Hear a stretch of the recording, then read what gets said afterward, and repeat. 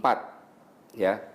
Nah, ini kalau teman-teman yang sudah pernah ikut belajar KHT dasar, KHT 1 pasti sudah tahu. Tapi biasanya di KHT 1 itu baru 3 yang dikasih tahu ya. Hari ini saya akan sampaikan yang secara umum itu ada 4. Yang pertama, klasifikasi herba panas ya.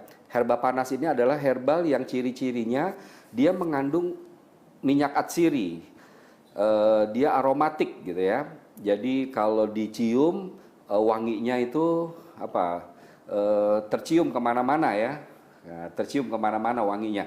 Contoh seperti durian, terus apalagi cengkeh, ya, kayu manis, pala, jahe dan seterusnya.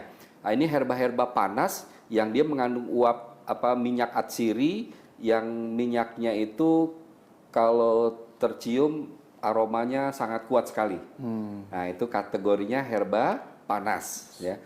Nah, herba panas ini itu nanti dibagi menjadi 2. Ada herba panas yang dia sifatnya ekstrim ya, agak sedikit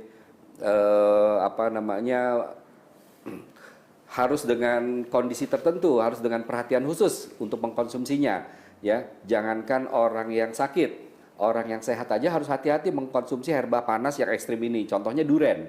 Wah, tahu Mas Indra ya? Tahu, suka Pak. duren ya? Waduh, suka banget, Pak. Nah, ini jangankan orang sakit, orang yang sehat aja nggak boleh terlalu banyak makan duren.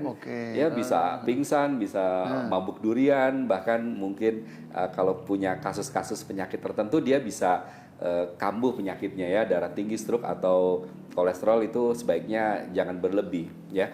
Cabai juga termasuk kategori herba panas yang ekstrim ya. Mungkin sebagian besar kita ini suka banget dengan sambal cabai pedes gitu ya. Kalau makan nggak ada pedes-pedesnya gimana? Nggak nikmat ya. Secara fisik mungkin mulut kuat Mas Indra. Betul. Tapi kita lambungnya nggak akan kuat ya. Banyak orang yang akhirnya lambungnya luka, iritasi karena terlalu berlebih mengkonsumsi cabai ya. Nah, ini jangankan tadi ya, orang yang sakit, orang yang sehat aja berlebih nggak boleh ya. Tapi ada juga herba-herbal yang dia sifatnya panas tetapi tidak terlalu ekstrim. Ya, yang kalau kita konsumsi banyak sekalipun insya Allah nggak akan apa-apa. Paling cuma kepanasan aja, anget, berkeringet gitu ya. Apa contohnya Mas Indra, tahu nggak? Belum, Pak. Wedang jahe. Iya, jahe gitu ya. Itu juga enak. Jangankan orang sehat, orang sakit aja boleh. Ya, jangankan yang kita masih muda, bugar, dewasa, produktif. Anak kecil aja atau orang sepuh aja itu boleh minum wedang jahe. Aman insya Allah ya. Wedang jahe, kapulaga, kayu manis gitu ya, serai. Tahu ya? Tahu Pak. Mas Indra tahu? Tahu, Pak. Pernah ke dapur berarti ya? Hafal ya. Nah, ini herba-herba panas yang insya Allah aman untuk dikonsumsi berlebih gitu ya. Nah, tentunya pada saat nanti kita belajar lebih detail, ya sesuatu yang berlebih nggak boleh, tetap ada batasan-batasannya ya. Karena tubuh kita ini akan merilis secara otomatis kalau ada sesuatu yang berlebih masuk gitu ya. Nah, itu aja sih. Nah, herba panas ini manfaatnya untuk apa sih di dalam tubuh? Jadi kalau teman-teman yang pernah ngalamin flu, pilek, demam, pusing, nggak enak badan gitu ya, selalu mengkonsumsi wedang jahe yang panas-panas. Akhirnya lebih plong, lebih enak, lebih enteng gitu ya, keluar keringat semuanya. Nah, sebenarnya secara khusus tidak demikian ya. Tapi itu karena sugesti aja, keyakinan turun-temurun dari nenek moyang kalau lagi flu, lagi pilek gitu ya, minumnya wedang jahe gitu ya, atau yang panas-panas. Padahal secara khusus herba panas itu dia untuk pencernaan.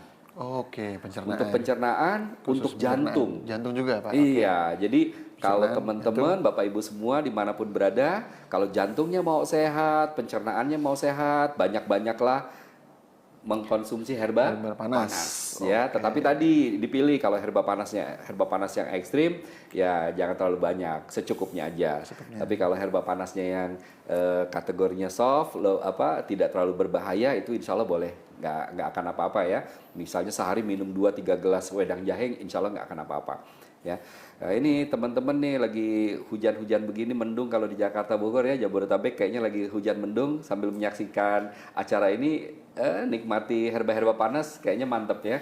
Kita punya kopi sevel, kita punya Janati hot gitu ya.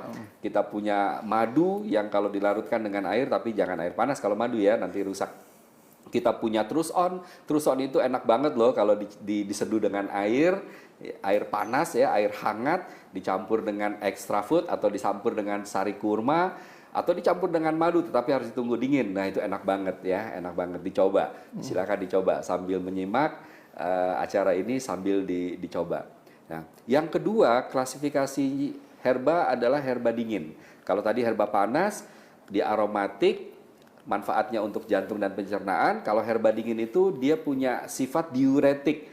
Diuretik itu kalau Bapak dan Ibu minum, makan herba-herba dingin ini kepenginnya pipis, kepenginnya kencing gitu ya. Dan dia punya sifat menurunkan panas.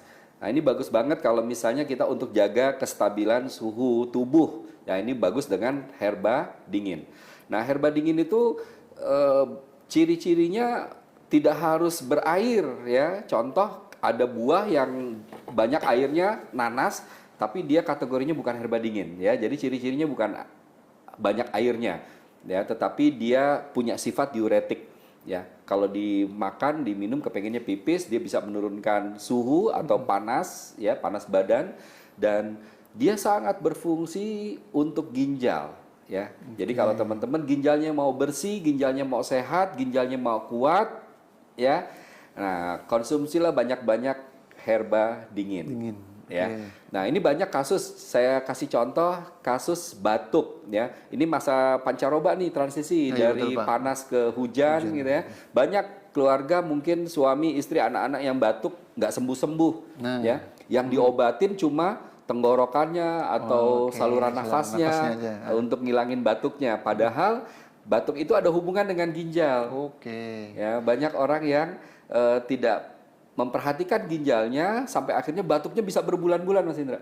Ya, itu bisa. padahal kalau misalnya dikuatkan ginjalnya, ya, ginjal itu tidak lemah, ya, proses mengerjakan atau memfiltrasi darah itu sempurna, ya, maka nanti dia akan mempengaruhi juga paru-paru, gitu ya. Nah, maka herba dingin ini sangat dibutuhkan oleh ginjal, dan dia juga bisa untuk mempertahankan suhu tubuh ya, tidak terlalu panas dan tidak terlalu dingin ya, dia balance, seimbang ya. Nah jadi herba dingin itu contohnya banyak, ada timun, ada lobak, ada bengkoang, jeruk ya, jeruk ini kategori herba dingin. Kalau semangka ya, semangka, melon, pir ya, ini kategori herba dingin ya, banyak sekali herba dingin ya. Dan pepaya dan seterusnya, labusium dan seterusnya, wortel itu kategori herba dingin yang bisa dikonsumsi, banyak-banyak dikonsumsi, dia akan menjaga kestabilan ginjal ya. Kalau ginjal kita bagus, insya Allah dia akan mempengaruhi bagian organ yang lain. Nah, yang ketiga klasifikasi herba pahit. Nah ya, karena klasifikasinya herba pahit, tentunya ciri-cirinya gampang banget ya. Herba pahit adalah yang rasanya pahit. Tetapi Mas Indra, tidak semua herba pahit rasanya pahit ya. Ada contohnya ya? Kita punya herba namanya pegagan. Teh centella asiatica, teh centella. Nah, itu rasanya nggak pahit ya. Padahal di dalamnya itu zat aktifnya ada asiaticoside namanya, yang komposisinya cukup tinggi itu prosentasenya, tetapi dia tidak memunculkan rasa pahit ya. Jadi tidak semua herba pahit rasanya pahit. Nah, herba-herba pahit ini kalau di rumah yang sering dikonsumsi ada pare, daun pepaya, ya. Iya, Pak, tahu, Pak. Kopi tanpa gula. Nah, itu pahit ya, itu herba pahit ya. Dan masih banyak lagi herba-herba pahit, ada mahoni, sambiloto, brotowali dan seterusnya ya.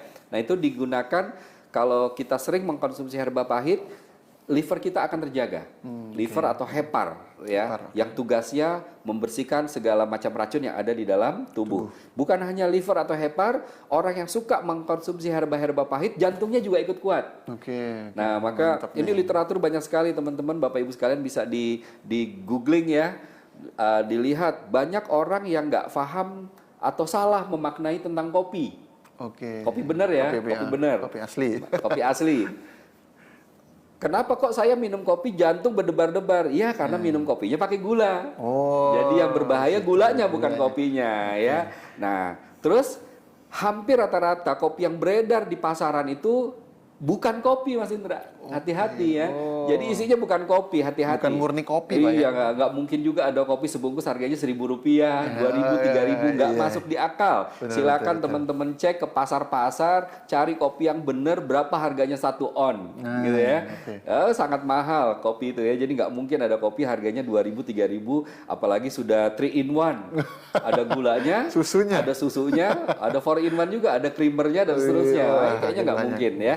Jadi kalau mau sehat, orang yang suka ngopi, kopinya kopi bener, insya Allah dia akan kuat jantungnya, akan kuat sarafnya. Makanya orang yang suka ngopi, dia akan terhindar dari penyakit jantung koroner dan stroke. Ya, tetapi kalau salah ngopinya tadi ya, dia pasti akan kena jantung dan stroke. Yang salah apa? Karena kopi itu dicampur dengan bahan-bahan yang tidak mendukung ya. Jadi kopi itu kategorinya herba pahit sebenarnya ya. Oke, Pak. Makanya nggak usah khawatir ya, kalau kita paham tentang konsepnya, maka mulai hari ini ayo sering-sering ngopi ya. Wah, Nggak pas repot. banget nih, Pak. Ya. Teman-teman media juga suka ngopi, Suka Pak. ngopi ya? Kopi yang asli, Pak ya? Asli ya? Wah, luar biasa. Beneran nggak pakai gula saya ya? jadi ketularan, Pak. Insya Allah. Enak. Tapi saya nggak percaya kalau nggak nyoba. Wah. Harus dibuktiin Mas Budi ya. Ya, itu ya. Jadi herba pahit dia akan menguatkan jantung, juga akan menguatkan liver. Ya, jadi ayo yang hari ini teman-teman dimanapun berada nggak suka dengan yang rasa-rasa pahit, ayo dicoba, dimulai, diajarin ke anak-anak. Jangan sampai berterusan sepanjang masa nggak suka dengan herba pahit ya. oke, ya. Jadi Allah itu menciptakan apapun yang ada di muka bumi Allah ini ya, yang penting halal gitu kan. Kita nggak suka karena nggak terbiasa, mungkin dulu nenek moyang orang tua kita nggak pernah